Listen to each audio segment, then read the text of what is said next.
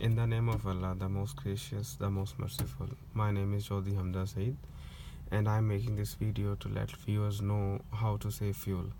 First of all, as I talked above about the EV mode, let's start from that.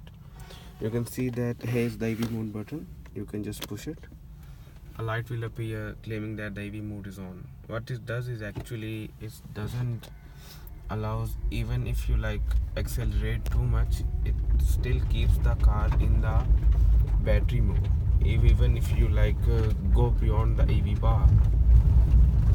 So you can see now, even if I accelerate a bit much, but it will try to keep it within the battery limit. Let us get on the road. So now you can see that the bar is even going beyond the EV mode, but still the car is in battery. That's what EV mode does. Now it's off because I pushed it a little too hard.